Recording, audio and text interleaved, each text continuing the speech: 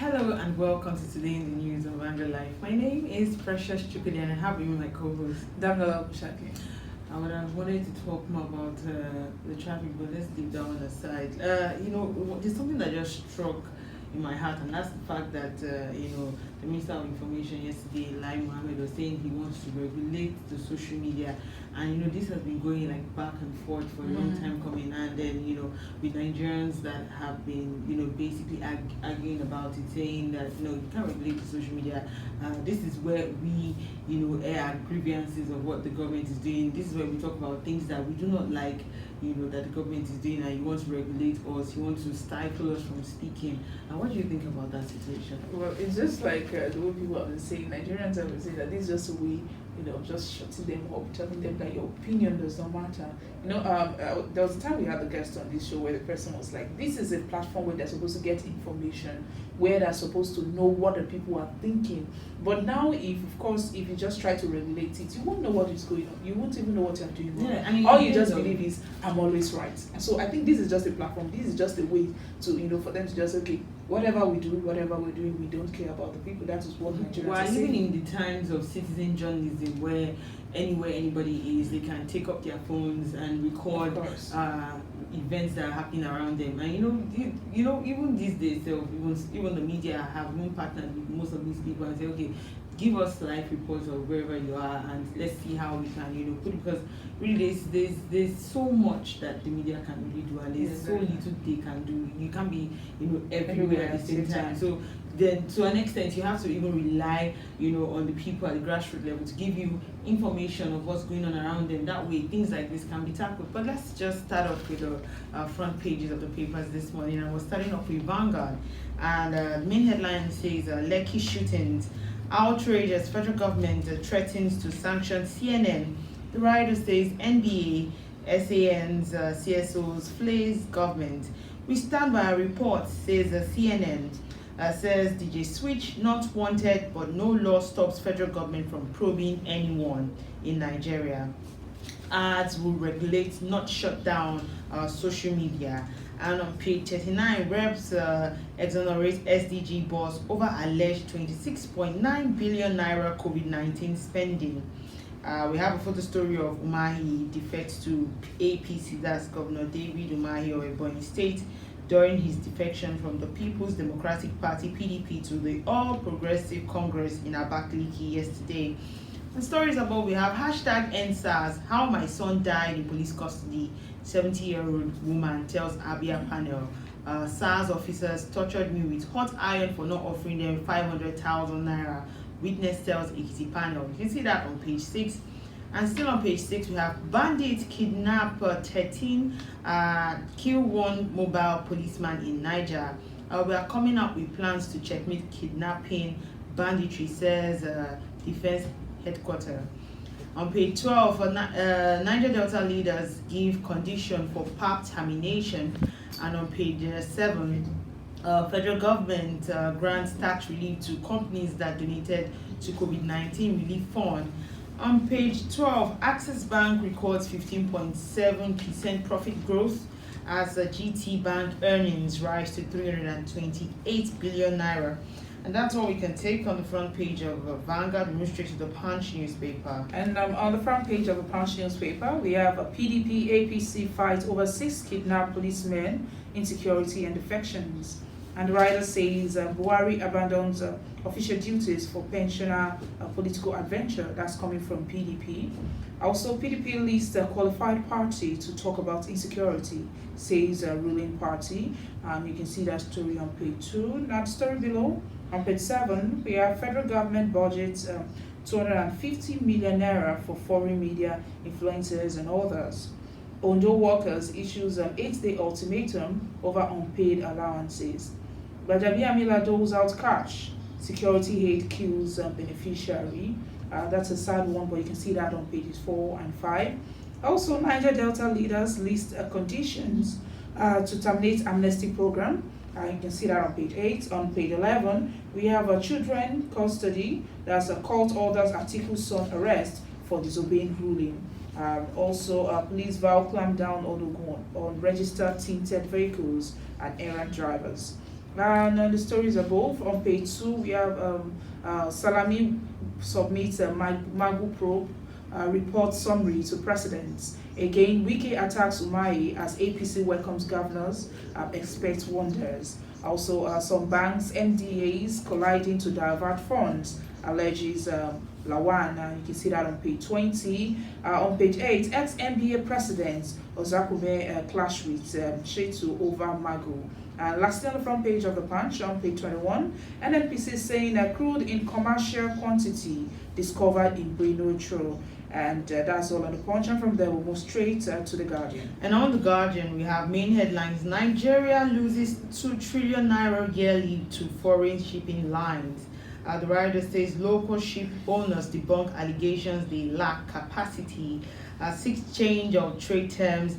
NIMASA promises to reverse trend. And the stories beneath, we have federal government wants a CNN DJ switch sanction for alleged fake news. The writer says renews call for social media control, stop harassing EndSARS promoters. PFN tells federal government. Right group faults attack on CNN. And we also have a PDP charges federal government to account for 31 trillion naira. You can see that on page 4. And on page 25, SARS tortured me with pressing iron for not offering 500,000 naira bribe, petitioner tells the Ekiti panel. And on page 26, gunmen attack Dixon's country home, kills 1 security aide.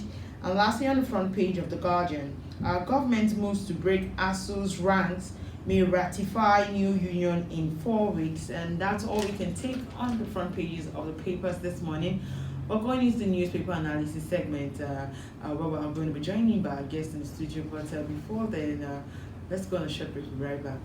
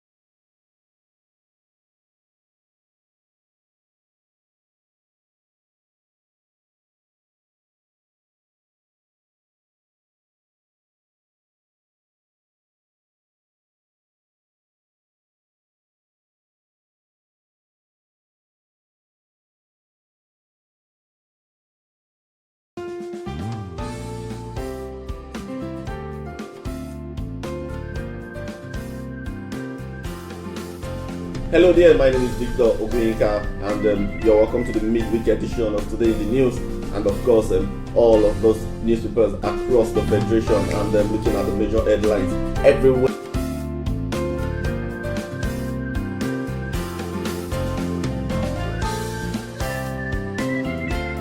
Over 1,000 people are benefiting from free medical services provided by the FCT chapter.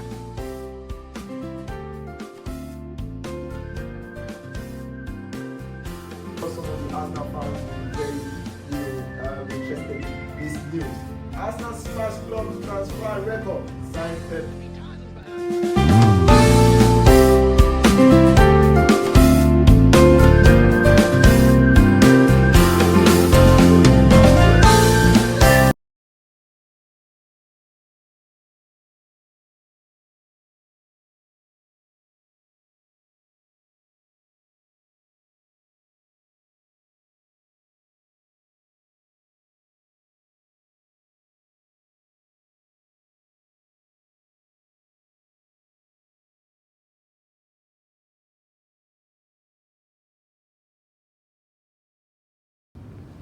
All right, welcome back. If you're just joining us still today in the news, Vanguard Live. My name is Precious Trikudi, and I have with me my co-host Tamlola Shaki. And we're supposed to have a guest, but I think that the network around him is not functioning. That's the reason why we're unable to connect with him. But We'll continue the newspaper analysis segment, pending the time when we're able to reach out to him, then he'll join us later. So we're going to be starting off with the Lekki shootings and outrages. Federal government threatens to sanction CNN. And the threat by the federal government to sanction the US cable news network CNN over its investigative report on the shootings of #EndSARS protests by soldiers at Lekki Tollgate, Lagos yesterday provoked outrage across the country. And the government also challenged the promoters of #EndSARS campaign, who accused soldiers of mass killings of innocent, peaceful and unarmed protesters at the toll gate to produce evidence of the mass murder or shut up. But CNN in a statement by its spokesperson said it stood by its story, adding that the report was carefully and meticulously researched, and noting that its report was based on testimonies from dozens of witnesses and verified footage of soldiers appearing to shoot in directions of protesters. CNN said, "Our reporting was carefully and meticulously researched, and we stand by it." Also, those who expressed outrage include civil society organizations, CSOs, the Nigerian Bar Association, NBA, and Senior Bar Association of Nigeria, SANs, who advised government to be cautious in its dealings with the news network. And however, the Minister of Information and Culture, Alhaji Lai Mohammed, said the report by CNN on the EndSARS protest was not factual and called on the media company to sanction the erring reporters on the matter. He said the federal government would, on its part, take necessary steps to punish the international news network, though he did not say what nature of punishment will be meted out on the news network. And this whole outrage of what happened, it all started like 2 days ago when CNN put out a video of their own investigative reporting of the Lekki shootings. And before then we had other news media houses who were carrying information on the news reporting. And one of the things that they mentioned was the fact that people died. There was also, they even traced in the video, they traced the bullets by the soldiers to Serbia, that Nigeria had been purchasing weapons from Serbia from 2005 to 2016, and it was like an every year thing. Also, in that same report, there was a guy who was mentioning the fact that he can't find his brother because on the day of the shootings, some people who were around his brother called him to tell him that his brother had been shot dead, and his body had been carted away. And CNN too, in their reports traced the boy's body during the whole protest situation. Also, we had issues of people who made videos saying that their life was at risk, and if nobody heard from them, they should know that they died fighting for the freedom of the country. All those things together with forensic reports by CNN. Now my question is, what will they gain by trying to indict the federal government? By saying that people died, or saying one or two things happened, or and because they've been on this issue, because I remember the day that DJ Switch apparently tuned in on her Instagram live. CNN was on her Instagram live. Other news network was also on her Instagram live. In fact, she had a lot of tune-ins that day, more than she must have ever had on her Instagram stories and whatnot. And then so it still boils down to the fact that what exactly does CNN want to gain by indicting the federal government and saying that your earlier reports was not true, people did die, soldiers fired bullets, and there's a lot of questions still, because when this whole thing started, to a report, the soldiers said they were not there. They first said the video was photoshopped. Yeah.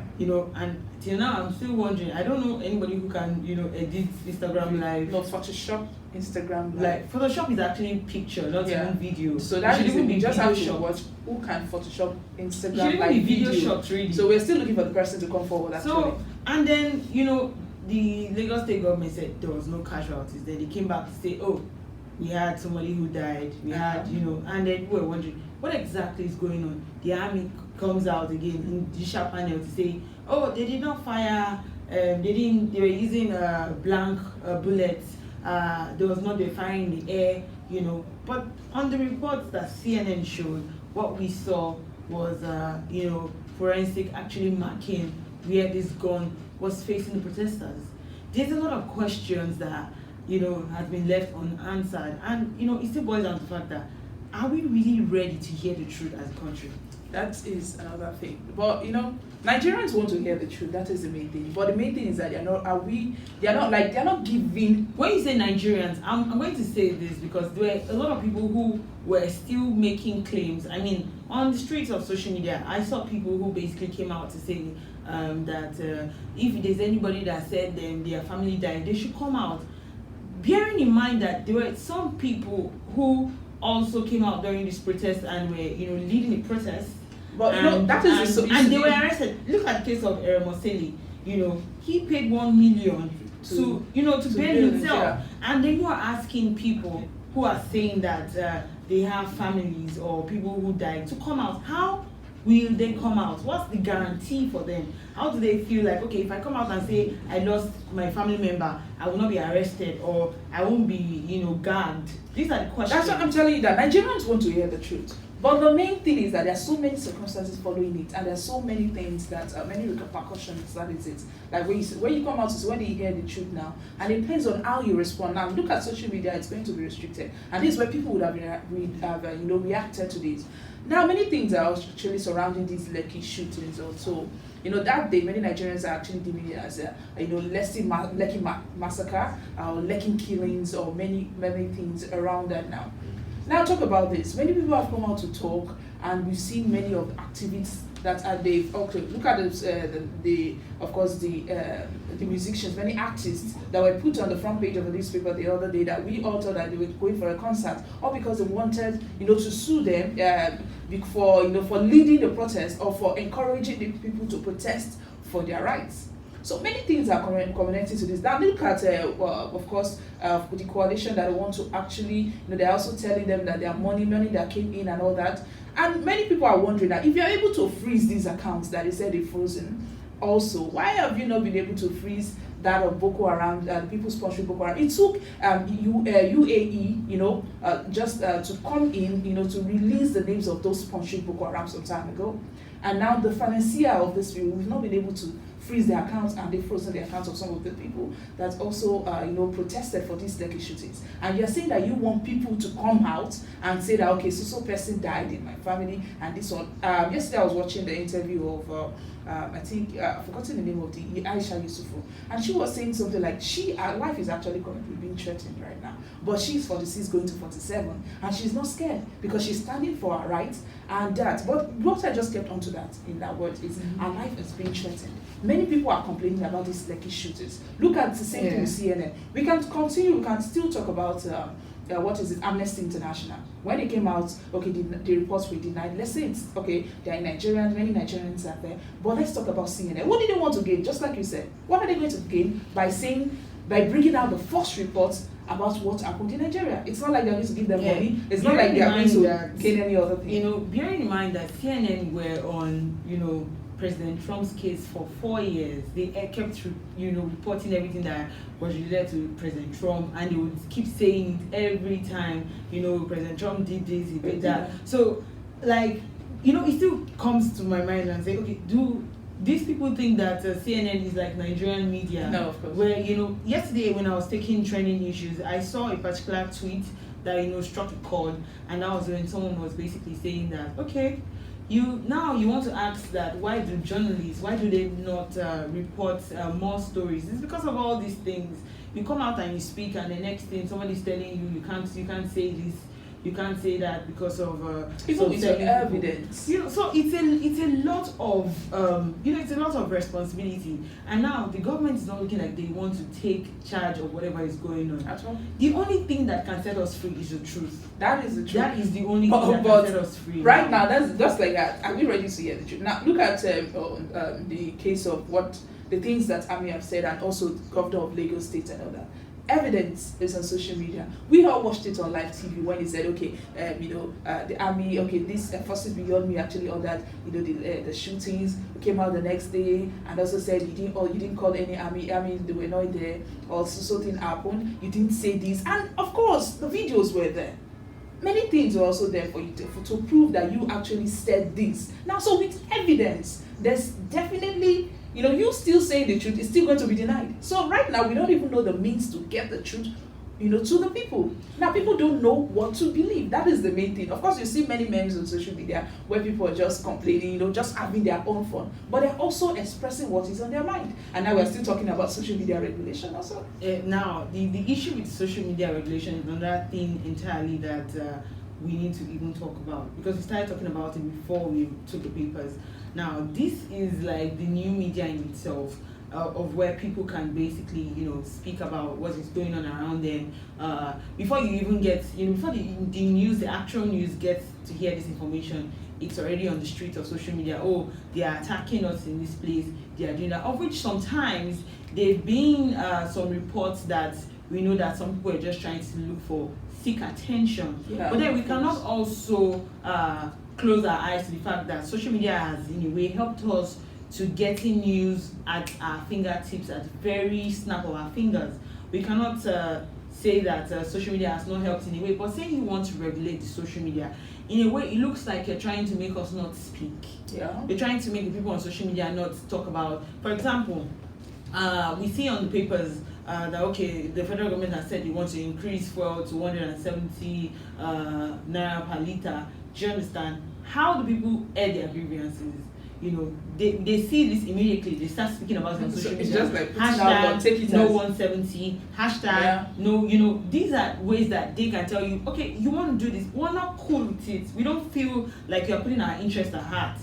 These are ways that they can speak about what is going on. But when you say you want to, stifle the media, the social media, well, to an extent they've managed to, suppress the press. Yes, that is now they want to suppress the social media. And to put questions to our democracy. That is the main thing. And people will start talking. Sometimes when we're talking about elections like that, you see people coming out to say, okay, they sold my votes, so that I just sold, like the video that you saw that I say, I just sold my votes. Those two girls talking, and some other people, saying many things that they sold their votes, and they're coming on social media to say it out. You're supposed to investigate when you see such videos.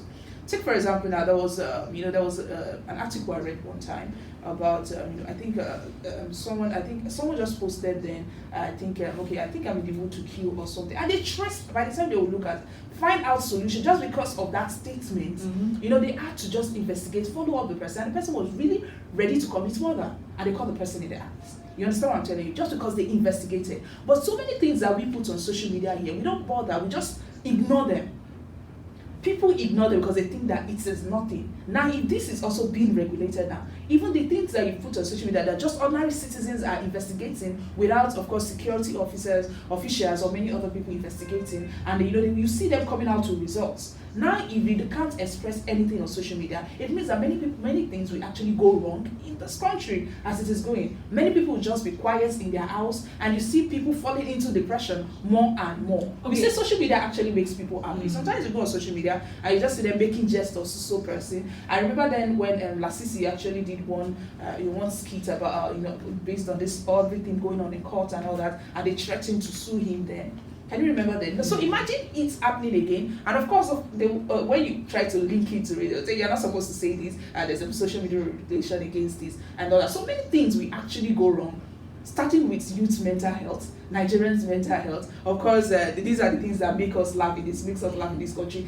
despite many situations, many things that we are going through. You understand what I'm telling you? So there are so many things we don't really need to take with too much street hands, but we just feel like this is what we're supposed to focus on. Insecurity is currently going on in the country, happening everywhere. I didn't tell you happening everywhere, and we're talking about social media regulation. Okay. Is this what we're supposed to face? Okay, last night, I was in my house. Next day, we started hearing gunshots everywhere. Okay. And it turns out that some cultists were basically having reprisal attack on in the neighborhood.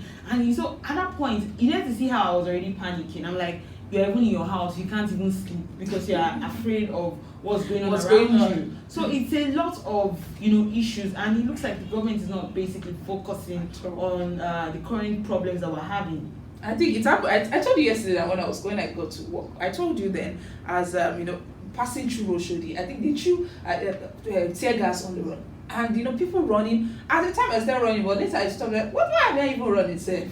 What is going on? And passing through that road, tear gas, and my whole eyes there watering, including my nose running and all that because of all these things that you just be looking at.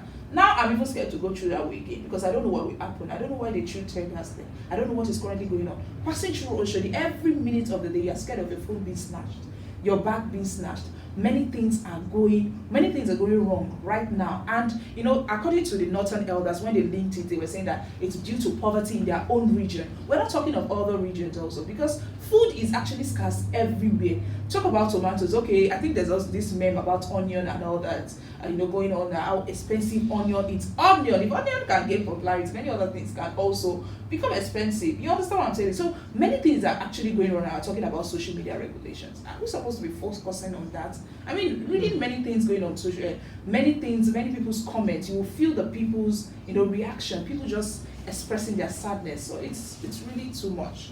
So of course, still talking about insecurity. So armed bandits yesterday reportedly kidnapped 14 people in Niger State and also killed a policeman and injured another in a Mariga local government area of the state. Just about 24 hours after the kidnapping, 7 others were also kidnapped in Shamyambu village in Kusherki district of Rafu local government area of the state. It was gathered that the injured policeman was quickly rushed to the Mina General Hospital where he's recuperating. It was gathered that the mobile policemen were on routine patrol around the Mariga town cattle markets when the bandits reportedly abused them, leading to a shootout. According to sources, they said that the bandit drove into the village and started shooting to scare off the people. They kidnapped the people and fled to an unknown place on motorcycles. So all effort to get to the reaction of the state police command through its public relations officer proved abortive as he could not be reached on his phone.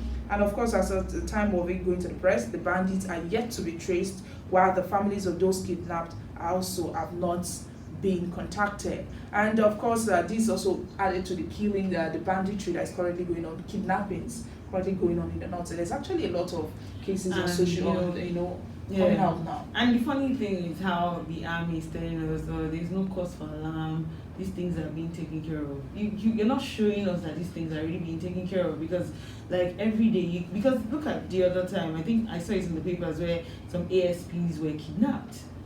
I mean, these are people who are supposed to be protecting us. They are being kidnapped. So yes. How much more the citizens in the country? You tell me to sit down, relax, that kidnapping is being taken care of. And then in my house, I'm hearing gunshots. I'm hearing people screaming. And I'm supposed to be calm. I'm supposed to be relaxed. It doesn't work that way. It doesn't. So the issue of insecurity has become, a very, very big issue. In fact, people would say that we're sitting on a keg of gunpowder, No, because that's how it is really, and then seeing the Minister of Police Affairs when he was saying that they have a timeline of when they are hoping that this issue will be dealt with. Having a timeline means that a good number of the population would have been gone. That's what it means. Because at the end of the day, when you look at it, we've been battling insecurity for it. In fact, one of the main topics that have made it in this year as one of the headlines is insecurity. We keep talking about it every blessed time, and they're telling us, give us some timeline. Let us deal with it. Deal with what?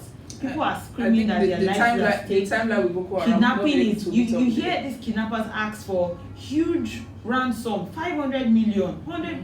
Where are people going to get these monies? Okay, they say don't interface with these kidnappers, don't contact them. And people are scared of even telling the police because they feel like telling the police would even make situations worse. We've seen cases of where people who had maybe one family member of theirs kidnapped just because of they spoke to the security agencies and the kidnappers they killed those people and sent their bodies back to their family. Just to make them know that this will serve as a warning. Or even the cases of people who were also kidnapped, of how they recounted, how some persons, their family members couldn't meet up with the ransom and they were killed.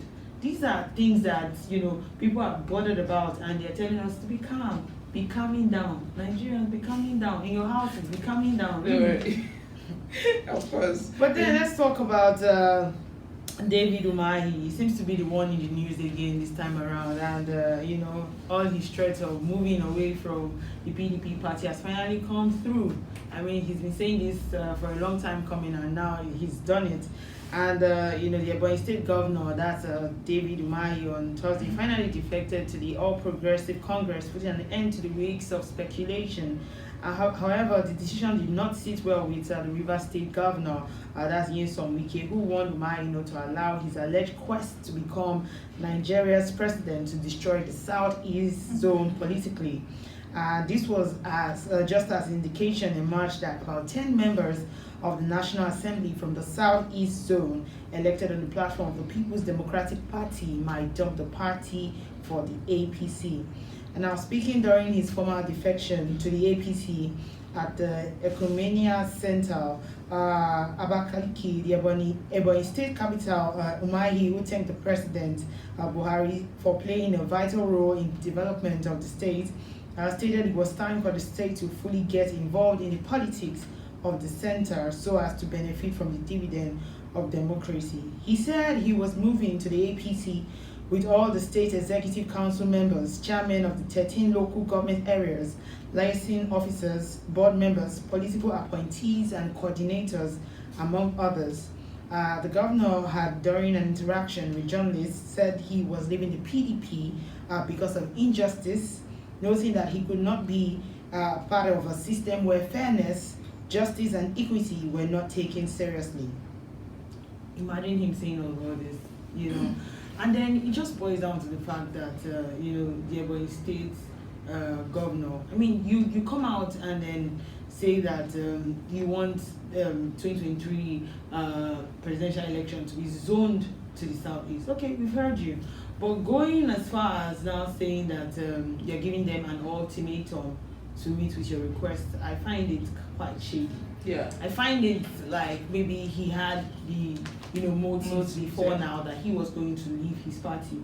And that's where, Governor Wike is also coming from, where he's saying that, okay, we know you want to be president. That's what he's saying, even though Governor Mai hasn't said anything like that, but he was coming from the part of where he wants the presidency, to be zoned to the Southeast, and saying, we know you want to be president, for 2023, and that's the reason why you're making all these ruckus here and there. And but I find it still strange that he would just leave his party all of a sudden because he says it's some form of injustice. Yeah. I mean, I don't know why people are bothering themselves really. I know that decisions for 2023 most likely will start now, but I feel like it's pretty too soon for you to decide. We have many issues to actually tackle. We have a lot of things going on, and the issues of 2023, I'm not saying it's not important, but I feel like it should not be something that we should be, dwelling in so much, because we have present burning issues. We have issues that we've not been able to solve, issues that are beyond us, and what we're talking about is 2023. I think if the energy that is actually channeled into thinking about this 2023 presidency election coming up, I think if they channel it into toward is that currently going on, I think the timeline that the police actually gave, we actually achieve it before then. That is it, because people are actually talking about 2023 presidential election, but we are not actually talking about. It's so funny that we are not hearing people saying that who is competent enough. What we are just hearing is just zoning, zoning. And when you zone into here, we need to also look at it from this angle of where the Southeast people feel like they've been cheated, really. Yeah, because they are saying now that, okay, fine, if we've been doing this zoning thing, the northern people have had their own turn, the South has had their own turn, and Yoruba people too have had their own turn. Why don't we also have our own turn? They have a right to ask that this whole presidency comes to them. Now, but the problem now is when the leaders themselves are now beginning to make it look like they want to give an ultimatum that if you don't do this, there's a problem. If you don't give it to us by force, there's a problem. When you hear of that, you just start thinking, what is currently going on? It's like there's something that will actually happen if they're actually given this position. That's why people are just saying on social media that, no, definitely, you need to actually investigate this matter very well. Because for someone to just leave a party just because of this decision, something is actually happening. The leaving the party thing is a norm with Nigerian politicians. That They is cross actually carpets like every now and then, so it's a norm with them. But then the fact that you're citing as injustice and saying that, and you know, there was a part that I read in papers of where they said even if they were giving the vice president rule, they would not take it, and anybody that takes it will be seen as a traitor. Okay, it's fine. But then I feel like there are ways that these things can really be done. Okay. And I'm not saying that it's not important, but I'm saying that we have other pressing issues that we should be dealing with and not be thinking of 2023. 2023 is close, but it's still far. Yeah, that's what I think. All right, I think that's all we can take this morning. But if you want to find out more of top stories, you can go on our website www.vanguardnjr.com to find out more of our top stories. There are really a lot of interesting stories. The Governor Mai's defection, the LEKKI shootings, also the federal government grants tax relief to companies that donated to COVID-19 relief fund, also the SARS issues, the judicial panel. You can find out on our website. And remember that you can equally like, share, and subscribe on all our social media platforms as shown on your screen. Of course, it's the weekend, like we say. Thank God it's Friday. Thank God it's Friday. Make sure you enjoy your weekend. And I remain Precious Chukudi, and I have with me my co-host. My name is Damlola Obushaki. Thank you for watching.